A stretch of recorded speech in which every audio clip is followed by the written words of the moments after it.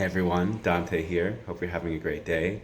This video is a response to a post about a particular guru that I reshared. I want to start on this note by saying that we need to get rid of the notion of perfect people and deeply accept that we are in the realm of duality. And this isn't even something that is accepted in the modern fabric of certain spiritual traditions, but it's nonetheless very much what's true, that we are all human. And so when this solar sense, this sense of the light and the power within us gets really, really bright and really, really strong, and somebody becomes this very influential public figure, often the shadow gets amplified as well. And there's no guru, teacher, or teaching out there that is perfect. And that also doesn't make all of their teachings and everything that they're doing wrong. Um, so these gurus or teachers are channels to this higher wisdom. This higher wisdom is something that is written about in spiritual books from time from for a long time. It's been known about, it's been taught about. And all of this is essentially channeled. It's a deeper wisdom that exists in the fabric of the universe itself. And anyone can be a channel for that wisdom. And just because they go into that state in which they're connected with universal wisdom doesn't mean they're not going to go out into the world and enter into a different state and enter into a different mode when met with different circumstances. So the same is true for me. It's very much true for me. I am a channel. I'm channeling these guides that work with me and through me. But we're very different. I'm having my own life experience. And that's part of the reason why I love channeling so much, is because, first of all, I know a lot of the things that I speak about when I channel, but when I'm channeling, it comes through in a much clearer and more concise way. And also, it leaves room for there to be this space between the message and energy I'm bringing and me as a human being and as a persona. And I do my best to be as transparent I can be about my humanness and my mistakes and my shadows. This video is on YouTube as well. I don't do that as much on YouTube as I do on Facebook, just because I feel like YouTube isn't really set up for that in the greatest way, and it's not what I'm really interested in doing here. But on Facebook, I post about it from time to time. And I make mistakes. I made some mistakes a couple days ago. I'm going to make some mistakes again. There are still negative beliefs and patterns within me as much as there are positive ones. I'm working my stuff out. You don't have to be perfect to be a teacher. Though I think we all want that perfect person, almost like the fantasy of a perfect parent we create when we are children, to be there for us and to show us the way. But so far, I don't see them, and I don't think they exist. Now, even my teachers have a lot of big blind spots, and I don't need them as teachers anymore. That doesn't mean I don't honor and respect the time we had together. But for example, one of my greatest teachers definitely violated some people and crossed their boundaries. One of my greatest teachers also spreads information that isn't true and is misleading and harmful to some people, and keeps certain people in this healing trap where they, instead of going off and getting better, they stay attached to him as a teacher. And this is alarming stuff, and I talk about this with the people who need to hear it. And none of that discards the truth that they are sharing and have shared. They were channeling it, they were bringing it through for the people that needed to hear it. And so that was just the way it had to unfold. And so if we want to see teachers who are more accountable, we have to hold them accountable, and we have to be accountable ourselves and be willing to show up and give visibility to our shadow components as well. That is creating a new trend. It's putting a new energy out into the world so that that energy can repeat itself and spread. And in order to do this, you have to be willing to accept that duality of being a perfect spiritual being and being a flawed human at the same time. And it's actually not that difficult to do that. However, a lot of these spiritual teachers, the one in question here was Sadhguru, don't do that and don't show up as a vulnerable human self, and they often put themselves on pedestals. Now, this isn't so much about Sadhguru as it is about accepting this, that these are flawed humans, and being able to be open-minded when somebody calls into question someone that you cherish as a teacher, and also when you see these truths that can sometimes be very shocking about a teacher being spread out there, that you don't throw out all of the teachings and you don't make all of these teachings wrong. I'm going to say just a couple words on Sadhguru. Don't like the guy. That's it. I saw his image and I listened to some of his words, and I just was like, okay, this isn't my teacher. It just didn't resonate.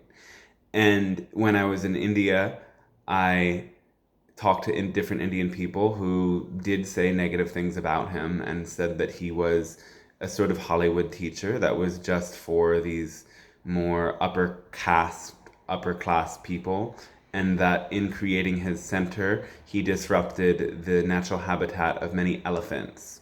It was an elephant sanctuary, and that he just basically didn't care and said, this is where we're building the center anyway.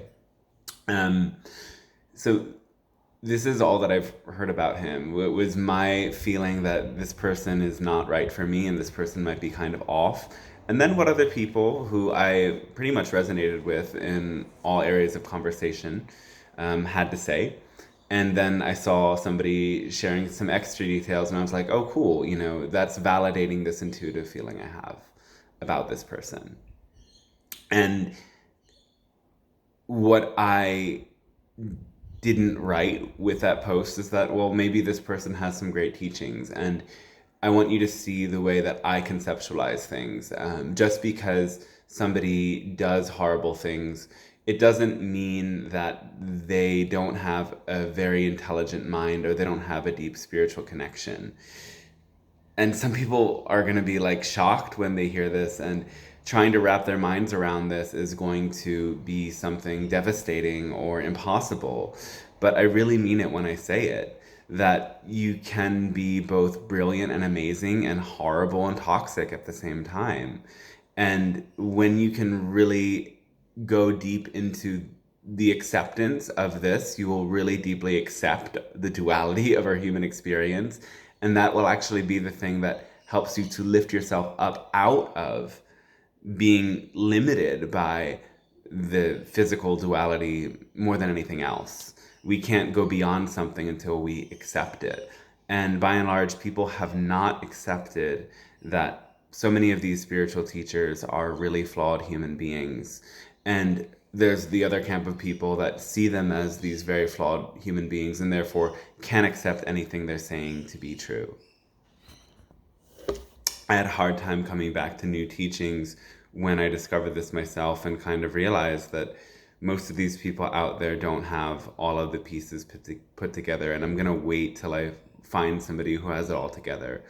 And if you do that, you're going to wait forever. So I did encounter some new teachers that I'm working with and studying with at the time, and some horrible stuff comes out of their mouth. There's some ideas that they have that are not resonant with me, and I think keep the world in a stuck place. And I am choosing not really to challenge them on it, because I'm just at this point seeking to learn what it is I'm seeking to learn from them. It isn't my job to change their teachings or to change their opinions about things. There's things that they know that I don't know, and I'm there to learn them. However, when it comes to a really big public figure, or when it comes to somebody who's literally causing harm to others, because this example I'm giving of the teachers I'm working with, they simply say things that I think create harmful energies in the world. They're not actually hurting people. If there's a small sort of teacher that's actually hurting people, then we need to raise our voices about that. Anyway, when it comes to these big public figures, we need to bring awareness to their shadows and to bring awareness to the things that aren't working with them. If we don't, then we perpetuate this consciousness of putting people on pedestals and idolizing people and imagining, fantasizing that perfect people exist. And this is something that I find flawed as well within this Indian spirituality, because there's this concept that some of these people are not even, their soul is gone, that they are just the supreme soul, the supreme God, enacting itself through the person. They say this about Amma, but then people also say that when they get really in close in the inner circle with Amma, that sometimes she snaps in anger at her followers, and that sometimes she puts things in people's heads to hook them to her, to create a bond that is like an attachment to her. And this is something that so many teachers will do as well, is that they want to create attachments to their followers so that it's something that keeps them energetically bound. And we need to have awareness of all of these types of things. And as I say this, I'm not saying that Amma isn't an actual saint and an amazing teacher and a powerful energy. I've hugged Amma and I felt something move in me. And I feel something through her presence and portraits and when people call her energy in. So she is that. And she also still snaps at people and does some things that we can question. We can question. And when I say I'm not questioning my teacher now, it's simply because all I've seen happen is opinions I don't agree with. And opinions I think are harmful. If there was something actually toxic being played out in the space, I would say something. And I'm open to doing that, right?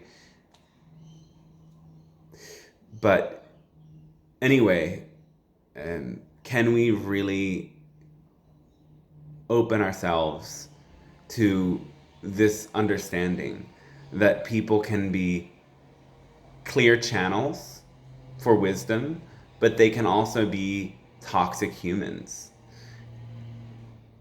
It is difficult for somebody to reach that high level of recognition and fame and not let the negative parts of their human nature cause them to act in distorted ways. It doesn't mean that they're any less spiritual, and it doesn't mean their teachings are wrong. But if we don't question them and question the things that we don't like, then we are not really having a complete holistic awareness.